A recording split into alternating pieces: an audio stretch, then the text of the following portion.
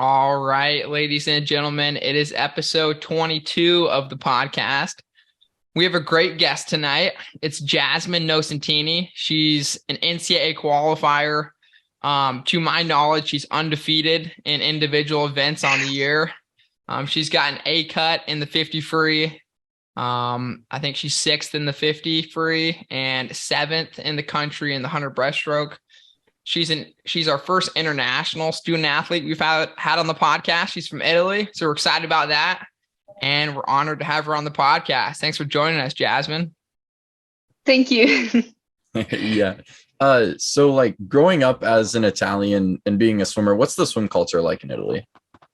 So I think the swim culture is very different from what the US is just like. I think it's very individual, I would say. We do have teams, but team events are not that usual.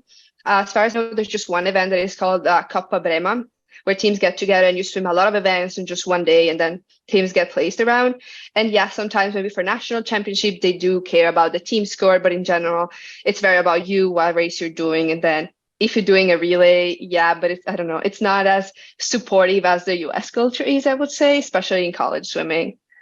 Gotcha, for Gotcha. sure. And what's like the format you race? Is it like long course, short course meters? So I think up until beginning of March, in general, is short course meters. And then on March, in general, the national championships for seniors. And then from there up until summer is just long course. I gotcha. What do you think the biggest difference was coming to America after spending 17 years in like Italy and Panama? So I would say that switching from Italy, because in general, I think I did my big jump when I was 15, but I was just training in Panama. So I would only go to Italy for a couple months to race, right? So I think it was definitely very difficult to adapt. I'm someone that is really focused on my own events, and it's a little bit difficult for me to maybe, on dual meet, stand up and cheer, because I'm someone that is, I need to save my energies. I need to save all the energies that I got. But instead, I think I was kind of requested and pushed to, cheer at other ones and maybe have a lot of energy, because they will say, if you have energy, other ones might be motivated from your energy too. And so I will have to care a little bit less of my energy savings and be there for the other ones. And a lot of time I had to step up for the other ones. And I don't know, I still have a lot to learn, I guess. But I know that I don't know, the team culture is completely different. And it's like, you're not just swimming for yourself, you're swimming for everyone else too. And so I think that's something that I'm still trying to work on, I guess. Yeah. Right. So when did you start to get recruited to come swim in the States, or is that something that you had to do to reach out to coaches? Do you mean like competitive swimming? Yeah. Or So college? when did the coaches reach out to you and recruit you to come swim for FIU for when you were first swimming? Yeah. I see. So it was a little bit complicated, I guess, because my dad did all the work for me. I was 17 at the time, so I started college when I was 17 still. Wow. So I think my dad had a lot to do with picking the school and everything. I think he put my time, I don't know, he found a way to put my times. I don't know if it was on college swimming or something, but he will tell me that what schools were contacting me and then helping me to set up the meetings, even though he didn't know any English. So it was very intuitive, I guess. Yeah. And then I ended up talking to different schools, and he told me, you live in Panama, you're 17, and so it would be good for you to be a school that is close to where we are. And so I think it was mainly because of that. I had no knowledge at all about, about how important yard times were, because I only had short course times and one long, not the greatest long course times. And so I think I could have definitely, I definitely had the potential and the times to go to a very fast school. But I think since I didn't have any yard times, it was a little bit complicated. And so I also didn't have a lot of guidance. We were trying to figure it out by ourselves, but I think it was kind of like that. Yeah. I gotcha. So what schools were you list off top 5, or if you took any official visits to any schools, or did you? So I didn't really have a top anything. I remember I was talking a little bit I was talking to FIU, I was talking to FSU.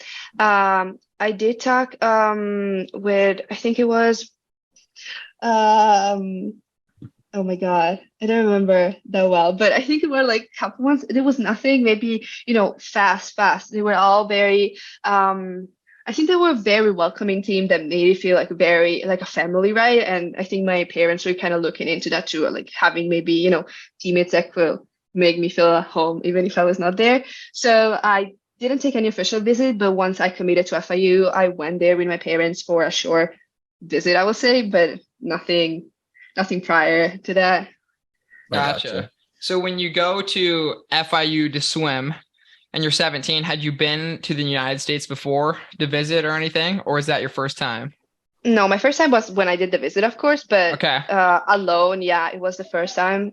Yeah. Wow. So what's that like being only 17 in a brand new country and you're trying to juggle school, swimming, and kind of living on your own? Kind of tell us what that was like. It was very tough because especially I come from a family that it's very united. I come from a family where it's just me, my mom, and my dad, and we moved to another continent by ourselves together 24/7. My dad would just work online, and they will always be with me, taking me to practices and doing what they could in a country that it's not like Italy or the US where you have a lot of resources. Right. And so they always guided me through everything, took me everywhere. And when I had to go to FIU by myself, it was a shock because I knew how to maybe cook or those things, but being on my own and being so immature, because I'm someone that I would say I'm still very immature for my age. And so having to figure out kind of everything and I don't know, having to adapt to a language that I still did not talk very well because I know Spanish. And so I will move with Spanish, but my English was not good at all. And I think it was very difficult for me. It was definitely very tough, not really with classes or anything, but more having the will to wake up early for practices and try to bond with teammates because FIU is a very international school. So there are girls from everywhere, which is amazing. But it was difficult for me to adapt to, maybe there's a girl that is from Germany, another one that is from another place, and they all have different cultures. And for them, maybe normal is like something that is different for you. And then I think it was a great experience to learn how to adapt to a different setting, but it definitely took me a while. Right. I gotcha. So after getting to FIU, how different was the training from like what you're doing in Panama? So I'm still considering myself, I'm quite a green of an athlete, but back then I was very green. So it was weird for me to having to do so many doubles and having scheduled lifts and dryland session and everything. And then such an intense training because I'm someone that before coming to Northwestern, I never had a full season. So my seasons would only be January, February, race in Italy to try and get times to go to the US. And that's it. And so I didn't have any full season at FIU either, just because I would go January, February, big, whatever was the CUSA conference. And so I was always getting like in the middle of the season where the training was already hard. I didn't have any progression into practice. And so by the end of the conference or NCAA, I was already so tired. But I don't know, it was difficult, especially on my own, without having someone to motivate you to be there. Like you got to wake up, you have to go to practice. But it was, I don't know, a great experience that I had to get at some point in time, and it was already too late as a 17-year-old to figure that out, I guess. Right. I gotcha. So were you able to like taper up for like NCAAs and everything, or like just the build up into the season obviously wasn't as good since you weren't swimming? Yeah. I think that was one of the reasons why I decided to transfer, just because I knew that I wanted to taper just for NCAAs and not for the conference. And I could not get that, especially because, of course, I didn't have a prior practice that will allow me to taper for that. I will only train 4 weeks and get to a conference and then try to make the cut and then it was not as now that I get a mid-season chance to do it and then I can focus on it. Right. So they will taper me from CUSA conference, which was not a month from NCAA. I think it was only 3 weeks. And then they will re-taper me from the other meet and I will end up barely able to do a 50. And yeah. And very hard mentally. Yeah. Right. Yeah, for sure. That makes perfect sense. So when did you decide to transfer, and then what is your major at Northwestern now? Okay, so I'm gonna start with the major. My major is communications with entrepreneurship minor and marketing certificate. Okay. So I have that. And then I think the first year at FIU, since my parents were always someone that, guided me through everything because I think they knew that I was an immature person and that I needed their support and so on. They always made decisions for me like this. And so after the first year, I told my parents, not even the first year, after the first conference, told my parents I want to transfer. But I couldn't because I have a national letter of intent, which I was not that much aware of, like, of all the process because of someone that did Yeah. everything on their own. And so I decided to stay at FIU another year. But Ignacio Gallo, who was my coach at FIU, who then moved to Northwestern, left. And so the team did get a new guy who was very talented. He was still a bit green of a coach. I think he has an assistant position at FSU. A very talented guy, very positive guy. But I think I was a little bit like, I need to level up my swimming. I knew that I had the potential to be at whatever school I wanted, but I also knew that I wanted a very good degree, and it was very difficult to find someone that, will give you a scholarship, will give you a good degree and a great swimming level. Maybe only Stanford and Northwestern can provide you with like top degree and a good swimming level, if that makes sense. And so after that second season, I ended up having an injury in my shoulder at NCAA's, and I had to not do the 100 free and barely swim the 200. And after that, I said, I need to find another place. Right. Gotcha. Yeah, that's definitely a good reason. And go for it, Paul. Oh yeah. What do you like about Northwestern and like the Chicago area? Yeah. So it's definitely there are a lot of controversial things there. I think Chicago is definitely a beautiful city. Evanston is a very elite type of community. Everything is beautiful, everything, but the weather is definitely not for me. No, as someone like with mental health issues, I'm someone that really struggles. Like weather has a big impact in my mood, in my training, in my motivation. If you're living in Panama where it's sunny 365 days a year, and then you go to Chicago and it's raining, it's cold, you're freezing, it's definitely tough. It's definitely tough mentally, and I definitely felt that. So I will say the weather's not something that I like, but the opportunity to be in a very safe city and then maybe get to go to Chicago which is also quite easy, I will say. It's that's something that I definitely like. About Northwestern, I love the facilities. The facilities are amazing.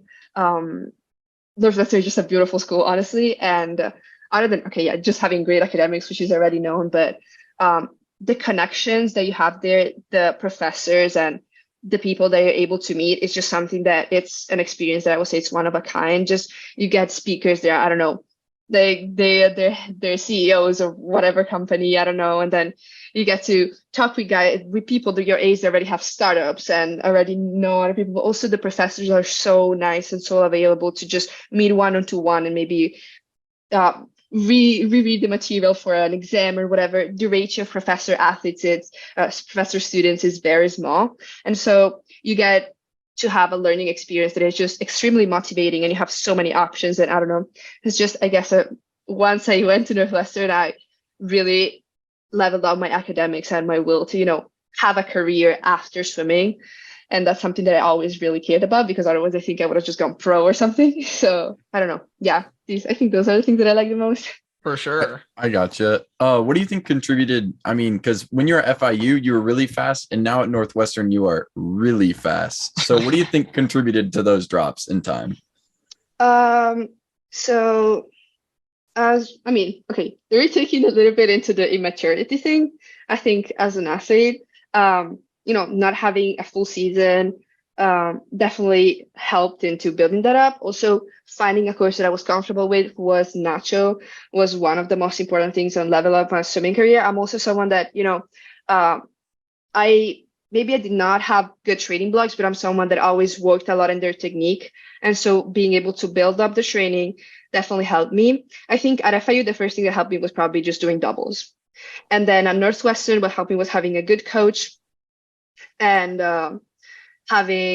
starting to lift. I never lifted. I was someone that was very skinny, very weak. And I started to lift with an amazing strength and conditioning coach. And I started to get stronger for the first time. And I was able to, work details more. And then I guess after missing NCAA's last year. I don't know if you want to ask me that, so I can just not talk about it. But like after missing NCAA's last year, I stepped away from swimming a little bit, and I just went back to Italy, and I said, I want to swim for myself. I want to refine my passion for swimming, whatnot.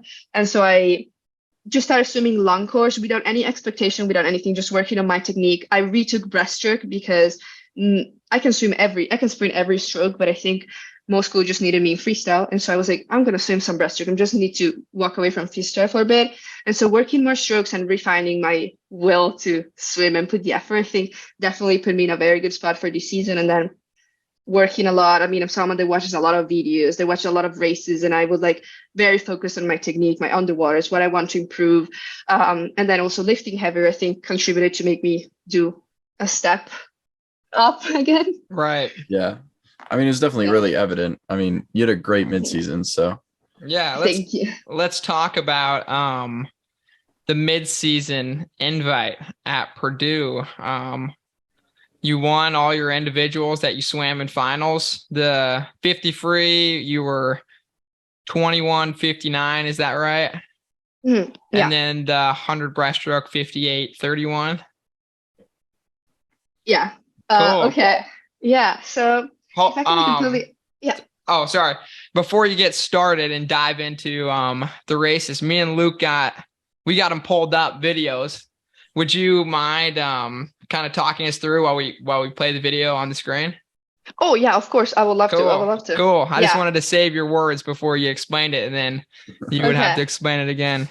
Okay. Do you want me to start with just like my general thoughts, or do you want me to start with the video? I don't mind. No, just you can start with general thoughts, and then we'll dive into. I got the videos, and I'll share my screen here. Okay. If I can be honest, I was not the happiest with my mid-season meet. I had to miss the 100 free. And in fact, like the second day of my season was very tough, especially the 100 breast at night was not the greatest because I got the flu.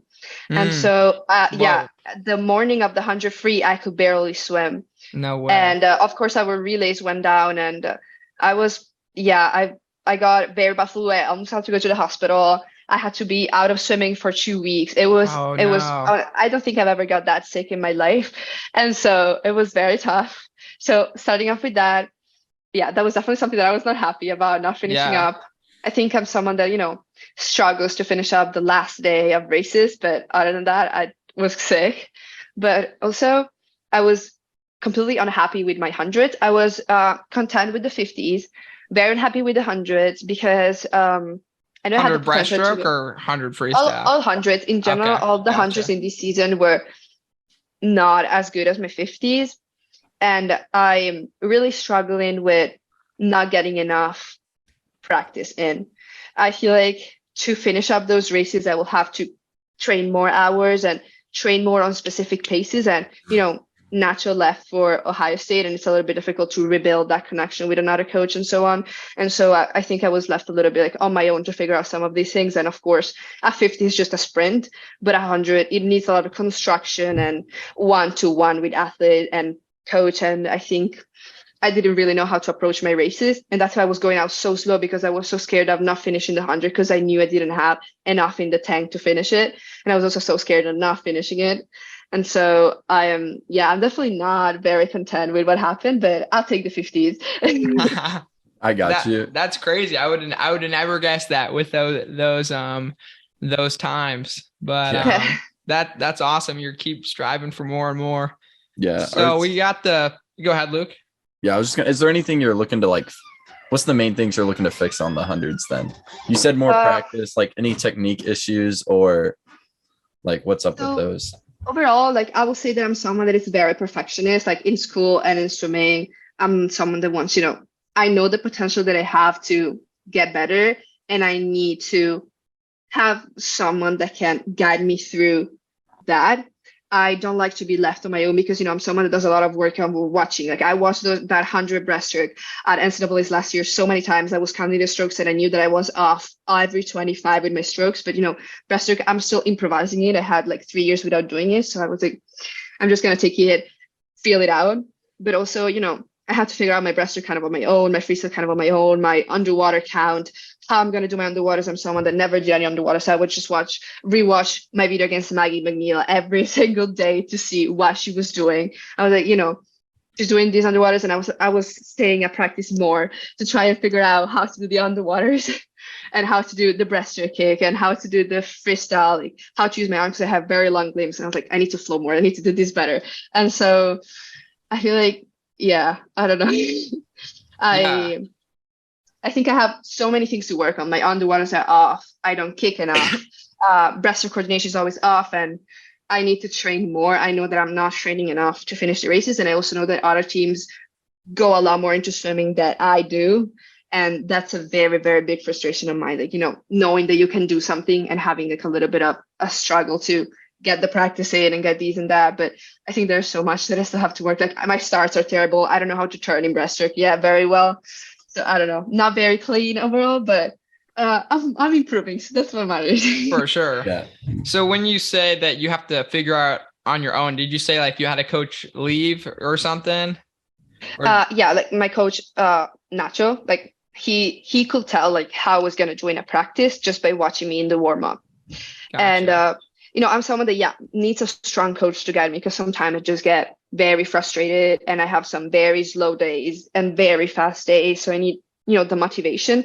But I think it was a little bit difficult this season, because we got a new coach, like a coach that was teaching another stroke to put in the sprint, because we had like Nacho left in a moment where nobody was expecting it. And so they had to kind of rearrange the coaches, and this coach didn't know me very well. And, it was, I don't know, we have a lot of athletes in the sprint group, and it's difficult to get that 1-to-1, because Nacho had like 3 years to get to know me and 3 years to know my stroke and what makes me fast. And here I was a little bit, I know that I cannot ask for too much, and so I got to figure out by myself everything. But I do know that, maybe it's not I don't know, it's not the rule. It's not the most common thing. There's only so much you can do. You cannot really see from the outside. I put a lot of effort into my technique because I know it's the most important thing other than practice, but floating well and moving well. But I need some feedback, and I feel like that's a little bit of a frustration of mine. But I don't know. I think it's very difficult, because a lot of people think, okay, I swim very nice in practice or whatever, but I do know that I'm there trying to remind, my elbows, my hands, are my fingers closed. But when you're frustrated, when you're stressed with exams and so on, it gets very difficult to keep your mind on all those details. And sometimes you really need someone to be there to know what you have to do. But my coaches in Italy know what my stroke should look like, and a new coach might not, so it's a little bit frustrating. Right. Yeah. Just kind of in that transition period for sure. Awesome. So I got these videos pulled out. All right. So we'll start with, hold on. We'll start with the 50 free final at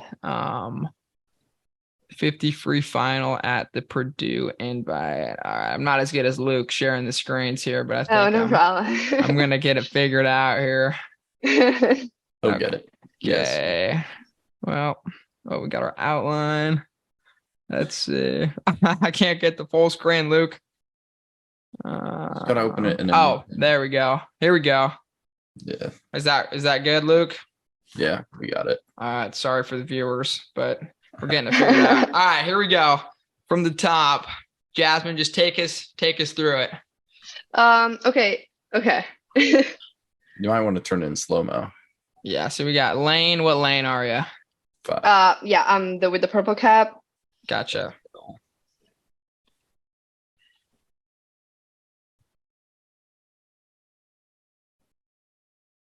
Okay. So I guess for my standards, the start was pretty good, but I think my starts in general not clean at all. And so I'm always very insecure behind the blocks. And it's not possible at this level to be insecure of what you do, or like not knowing what you're gonna do. So I feel like all my races are kind of like a trial and error for real, because I'm not completely sure about what I'm gonna do. I'm just gonna be there trying my best and trying to figure out. I don't have like a kick count set. I don't have a breathing pattern exactly set. I'm just there, I'm gonna try to finish. It's 4 laps, it's 2 laps. Let's see what comes out. And that's very frustrating for me, because I bet, top girls, whatever they're swimming, they know exactly what they have to do. And so it's kind of a frustration, every race I'm trying to figure things out. And let's see, for example, I still cannot do a 50 without breathing. That's terrible. But yeah, I think also my underwater, I don't remember how many I did. I was like, I'm gonna still kicking. I'm gonna keep kicking until I feel like I'm coming out of the water. And so I was like, my turn was not the greatest. I don't remember if I took a breath in that 50. I cannot really see it, but I might have taken one or two for sure. And then, I don't know, I think my kick could have been a lot better. I always forget about my legs. I always forget about my legs. And so, I don't know, but I do have a great reaction. I always have a great reaction in my races. I'm someone very competitive. And so at least I got that. Let me see what else. I always lose a little bit in my last couple kicks, my fly kicks. I think they definitely need to get stronger. And I'm working on my pushes from the wall. I did see this video from Todd DeSorbo or someone saying that he really looks into the pushes from the wall. And after I saw the video, I'm always pushing harder from the wall, stealing as much as I can. But I think, my touch might have not been the greatest, but I don't know. It was very good for this point in the season.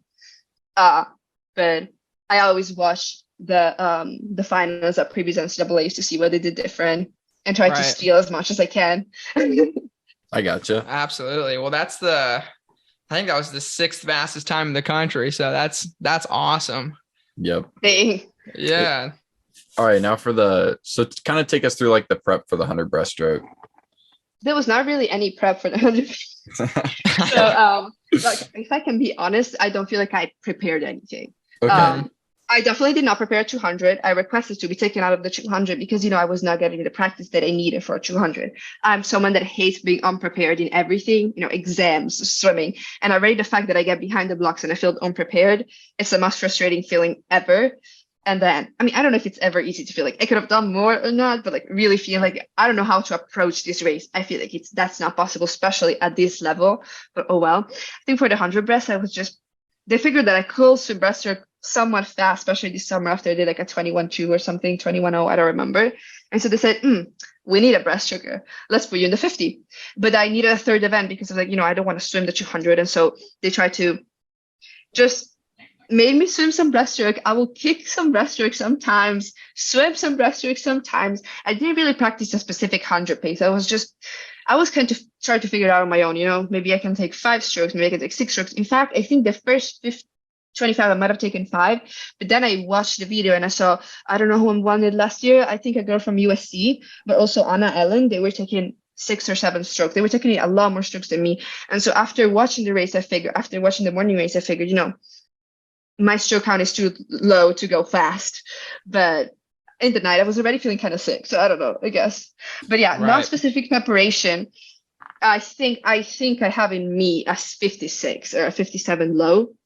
But it must be trained. Like, these type of times don't come out magically, It's a millimetric preparation of the first 25, the second 25. Like, these girls go there and they know what they have to do. And I need to get there and it's going to take time. But like, at least I know that I can, I guess. I feel like I can. I don't know. And was that your, I think I read this on Swim, but you can tell us if it's true or not. Was that the only 3rd time you've ever raced short course yard breaststroke? Yeah, in fact, I've never been, I was a breaststroker when I was like 13, 12. I would do breaststroke. I would swim everything. They would make me sprint everything because I could sprint everything. And so I swam just like a couple time 100 breast short course meters and never in my college career because they would just put me in freestyle. And so this year they put me in 2 dual meets. And then that was my 3rd time, I think, swimming 100 breast in like suited. Like suited was the first time, and then just like our meet was the 3rd time. And, it's completely different swimming in suited from unsuited. And I feel like I approached it kind of not knowing exactly what to do. Right. But I think it was real good. I was very frustrated with the night swim, but every swim, you don't know. You cannot know exactly, Right. I gotcha. I got the video pulled up, so I'll have you run us through it. Yeah. Gotcha. So here we go. Yeah, Luke's a lot better with this screen sharing than I was. Good job, Luke. All right, yeah, lane 5, I think.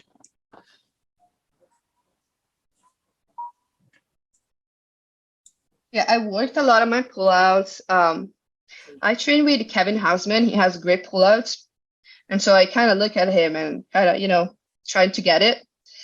Very, very slow and controlled swim, kind of a 200 swim for me, just because I was so scared of not making it. And so also my turns are not the fastest, just because, I'm trying to figure them out still. I don't really know. I saw a lot of people that turn up, turn right. I keep watching the videos, but I don't know, trying to figure out what to do.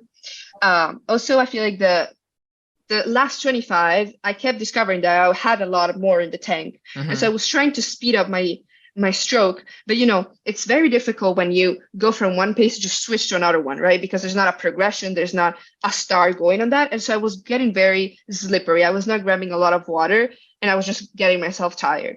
And so I feel like what I have to practice is, starting out with that fast pace that I have in the 50, because I think I ended up doing like 25.7 in the 50 and then 27 something, which is not good. Like I need to learn how to remove that fear of not making it and start off with a faster tempo in order to don't try to do it on the last 25s and then just get tired, right? But it also needs a lot of aerobic practice and 100 pace practice specifically on me. And I don't know, it's kind of difficult. I don't know. Yeah, I think for sure. I tried my best and it was still a good swim. There's always that knowledge that, more can be done. Yeah. But I'll definitely take it. Yeah. So 58.31 with the flu and the third time ever swimming breaststroke is pretty dang good. That's awesome. Yeah. Thank you. I am just, very, very, very competitive. And so I'm never happy, but I took the 50 breast and the 50 free. I was happy with them. Yeah. And so, hundreds, a lot more work to put in, but overall, okay. For sure. I gotcha. That's awesome. What else we got, Luke? Oh yeah. I want to talk a little bit about, you went up to Canada, I saw, and you swam a meet there to try to, it looks like did you qualify for short course worlds or did they not take you, or like, how did that end up working for you? I am still angry. Okay. But, before, like after the flu, I got this shoulder injury from NCAAs last year and it's been getting worse. And so it was good for me to not do it just because I could have not made it through. Like I'm not, like I'm just kicking right now because of it. But I went to Canada, which honestly was quite tough because it was an elevated place. It was not too much, elevation, but I could not breathe. I was breathing 2-3 times in a 50 free, but it was not the ideal meet, but it was difficult to find a meet that could fit, with the team schedule, because I'm someone that, I'm not going to say I don't go to a dual meet to do my own meet just because, I don't know, I'm part of the team and the team really needs me in all the relays. And if I'm done swim, maybe if it was again Michigan or something, we could have lost the relay, right? So it was very difficult to find a meet that could fit through everything. And this was like a children meet. And so there was these 9-year-olds and then there was me. And I was racing. I swear, I was racing alone. And these kids were like, how do you go so fast? And I said, I'm racing alone. And the pool was not amazing, honestly. It was some elevation. So I could, struggling to breathe a little bit. Italy was asking for some fast cuts. And they were asking 29.79 50 breaststroke, which is all the cuts were so much lower than the FINA, right? And so I got there and I did not taper at all for that meet. It was, they wanted me to, they didn't even want me to taper for Purdue too much. I was just, racing here and there. And so I went there and I didn't swim short course meter for the longest time. And I ended up getting the cut in the 50 breaststroke. And it was like, I don't know, but it was like at least top 15, if not less, time in the world that year, like that in that moment. Yeah. And so it was very fast. It was, I think, like 2.2 more than Benedetta Pilato or something. So they could take 2 girls, and I had the second time in Italy. And I ended up getting 3 second times in Italy. I was not content with my swims. They were, not the greatest, but I had the cut. And, I said, I can work a lot more for Worlds. And then Italy called the team and they put in the team a girl that even had the cut. And they told me that, I didn't race at Italian championships and that they were selecting the team from there. It's difficult because with the school, in academics like Northwestern, and I'm taking a lot of classes to graduate early. It's not like I can go to Italy with a total, like a different time zone and just miss classes. The professors don't really care. So I could not risk of getting a bad grade for that. And so it was definitely very annoying because Italy needed a breaststroker. Ultimately, the girls didn't do the greatest. And so it was quite annoying that I didn't get selected. It's short course is a lot easier for me than long course. And so it was quite annoying. But as things are now, I know that I could have not made it because of the flu and because of the shoulder and so on. And so it would have just been nice to say like I qualified for it, but I bet there are going to be plenty of opportunities in the future, especially if I'm going to try to swim pro. So yeah. Yeah. Wow. So you got the time, you hit that A standard, and then Italy's like, oh, you didn't swim at our championship meet, and then they didn't take you. Yeah, and it's not like Italy was going to take, a lot of girls. They could take 2 girls per event, and the time they were asking it was so low, and yet they said, I'm sorry. No. Wow. It's unfortunate because, they ended up taking 8 girls. One of them got sick, couldn't swim a relay. And I was like very close to her 50 free time, almost there. It was like almost nothing. So I could have made up for that time too. But it is what it is, I guess. Right. Yeah. And I think with your time that you swam at that meet in Canada, your 50 breaststroke would have been, it looks like eighth at short course worlds, the time you swam untapered with all the 9-year-olds. And Italy didn't want to take it. That's crazy. And I think like the other one would have been like 9th or 10th in the 50. So that's too bad that they didn't let you go, but at least it worked out with your shoulder and you being sick. It's already kind of tough to be a sprinter just because, 50 breaststroke, Olympic stuff like that. It's not like it's a super popular event that you can swim wherever, especially like in NCAAs. And so already being like a sprinter in those events don't get that many chances. And so I was quite excited, to try it out, but it's fine. I bet there are going to be more opportunities and just, at least my name popped out and, these people that make the teams in Italy kind of knew that, like, I'm around there and if necessary for future events and so on. So I'm glad that, I made a significant step up the rankings for Italy and I'm a little bit more, on top of the game, I guess. Right. For sure. Yeah. So that the Canada meet wasn't for nothing. You got your foot in the door and you got some pretty blazing fast times out of it too. I definitely got also a lot of experience. Yeah. Again, racing, it's always good for someone like me that didn't race a lot, not a lot of experience in important races at all. So I'll take it. Gotcha. Sure. That makes sense. Go ahead, Luke. Okay. So for the future, is there anything like you're looking to change or like looking forward to after the mid seasons? Like you said, you're going to definitely look forward to training and focusing on your technique, but is there any more to it? Do you mean like this year or like in future years? This year? Not, like going forward, like NCAAs and conference. So, I think after Purdue, I definitely had a lot of motivation in me to, the flu was a significant step back. It was very tough. I lost a lot of weight and it was, I had to build up the muscles again. And then having the shoulder injury coming back stronger than ever. It's not like, it's nothing terrible. It's nothing terrible, but, already having to kick practices, having to modify lifts even more because I was already modifying them a little bit and having it very inflamed and not being able to swim. I didn't compete at Miami because I was in too much pain. It's definitely very hard mentally, especially when, you're trying to graduate and you're looking at these meets and then you're trying to make a summer meet for Italy. And, it's like, okay, what am I going to do now? I don't know. I'm trying to, try and stay as positive as I can. I'm here with my family, partially because of that. The coaches knew that it was going to help me try to, still lift with as many modifications as I need and try to still kick and get, at least some water. It's still helpful. It's just the most frustrating feeling ever to know that, I'm already not training that much. I don't have a limited amount of time. I have less than 20 hours. I think I cannot do a lot of voluntary practices just because of school is so difficult. And so having this step back is very tough for me. But I was definitely looking forward to NCAAs. I think now I'm a little bit mentally not there. And Right. also, maybe I might need surgery. It's minor, but it's also something that is affecting my quality of life outside of swimming. And so, health is always the first thing. And I think right now I'm looking more towards, rehab, getting my shoulder okay, and then swimming. I'll have plenty of opportunities. This season doesn't go, I can have another one, but I think right now what I'm really looking for is getting healthy, still train, still, I think in these moments where swimming is so hard, it's important to re-get your passion for the sport rather than just feeling miserable in the water.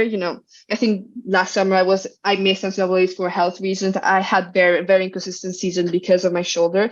And so I ended up being very annoyed with swimming, not wanting to know anything about it for a couple months. And then progressing into it and regaining my passion for the sport was what made it shrink.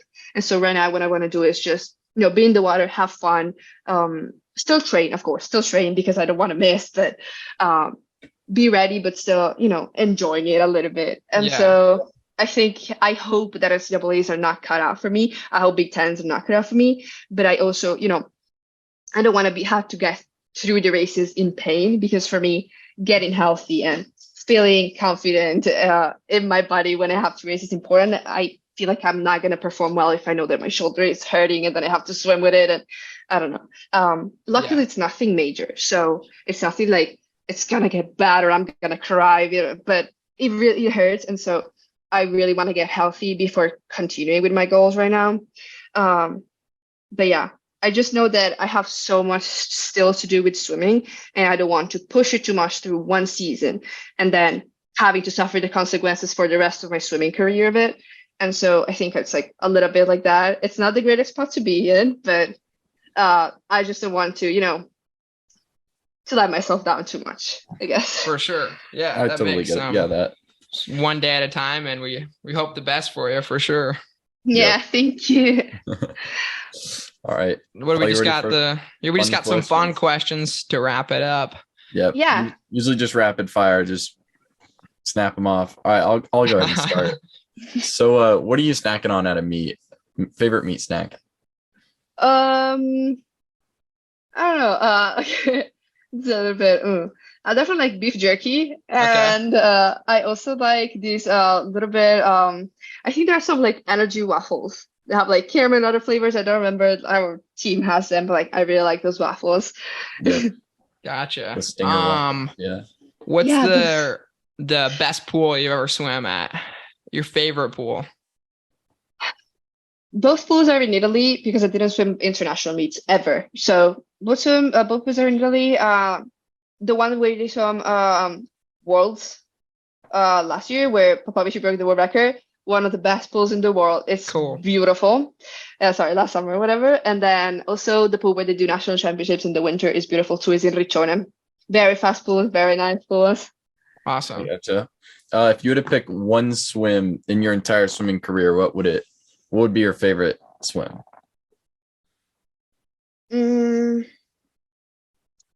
Wow, this is very interesting.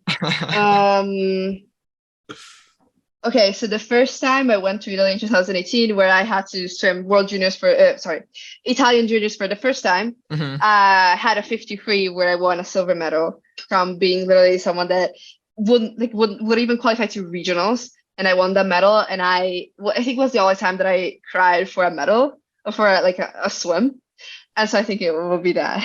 I gotcha. Cool. If you could swim with anyone from the past or present, so you could swim with your favorite movie star that maybe isn't alive anymore, or you could swim with family or whoever you want, who would you swim with? So I would like to swim with me, but faster. I know it's weird, but I'm so competitive. I need to have a girl that is faster than me to beat her. And so it will be me, or even just like, I don't know, something like Baggy McGill or someone like, cool. Or a breaststroker that is faster. Someone that is a lot faster, not a lot, but like faster than me in a way that I can measure them and get better. I'm someone that is very competitive. And so nothing crazy, but like another female that is built similarly. Nice. I gotcha. If you had to pick one drill to swim, which drill are you swimming? I really like for breaststroke, 1 pull, 2 kicks. And for freestyle, I really like the one that is with the high elbow, just to like that in the water. Very simple, but they're useful for me, I guess. I gotcha. For sure. And who's the coolest person you've swam with? It can be just in the same pool or at a meet. My worst meet in my life was with Federica Pellegrini, where I quit swimming for 4 months. We were in the same heat, and Wow. I improved 4 seconds. I worsened my 100 free by 4 seconds. But it was the coolest thing I've ever done. I was miserable after it. I quit swimming, but it was honestly one of a kind type of experience, especially since she's not swimming anymore. It was very cool. That's cool. I didn't even see her the whole race, and it was the best thing ever. That's a cool story. Did you get to talk to her before the race at all? No, I just got to stare at her a little bit and look at her stars. I was so young, and I was like, I can't believe I'm among all these fast people. What's the biggest challenge you faced in your swimming career, and how did you overcome it? Okay, so definitely that was my biggest challenge. I think I was going from, swimming in Panama, doing okay, just doing it for not even fun, just to do it, I guess. And then I kept improving, and I was gonna make the World Juniors team for Italy. And I got a little bit sick before the meet, and I got scared. For the first time, I got really scared of getting into these Italian nationals and seeing so many fast people, Olympians, everything. And I was there. I was 16, very immature, and I had no clue what to do, right? And when I had those swims, that was like the worst meet of my life potentially. I stopped swimming, and for 2 months or something. And then my parents were like, you have the chance to do college swimming. You don't have to go pro. You don't have to make these teams. You can study and swimming for fun, whatever. The thing is that I don't do stuff for fun. I do stuff because I want to win them. And so I overcome it just because I thought that I was going to have fun and that I was going to, and then I just got back into it, I guess. And I enjoy it. For sure. And our last question that we always ask all of our interviewees is, what are your words of wisdom if you had to tell one of our listeners? Referring to what specifically, like racing, swimming, can be whatever. It can be anything. Swimming, it can be life in general, just like some advice to give to someone. I think, I mentioned mental health earlier, and I think, mental health is the most important thing that you need to get right. Do you have to have on point in order to swim right? If you are, if you don't have a good mentality towards a race, you're not going to swim fast. If you don't have a good mentality towards a practice, you're not going to practice fast. And prioritizing mental health, can be difficult, might not seem like the most justifiable reason to struggling in practice, but, working on your mental health is going to be the most helpful thing to, be confident in yourself and approach these races in a fun way and have fun when racing. I know that when I'm terrible spot, my races tend to be terrible and I hate what I'm doing. But when I approach things, I want to have fun. I want to get better. I'm okay. I'm confident, and I'm just gonna enjoy it. And when you're okay mentally, you're just gonna love the sport. You're just gonna love what you're doing, even if it's whatever. So I don't think sometimes the importance of mental health is highlighted. Sometimes we just care about swimming more, lifting more, doing more. And no, sometimes it's good to take a step back and say, okay, am I doing okay? What do I need to do to get better? And then, work on it. It's good to take a break and work on it and then push more with practices rather than become miserable and then just wanted to quit or something, or in whatever, and just in life in general. Yeah, I totally get that. That's super good advice. I gotcha. Well, I think. Go ahead, Luke. Close it out. Yep. Do you have anything else you want to tell the audience before we end the episode?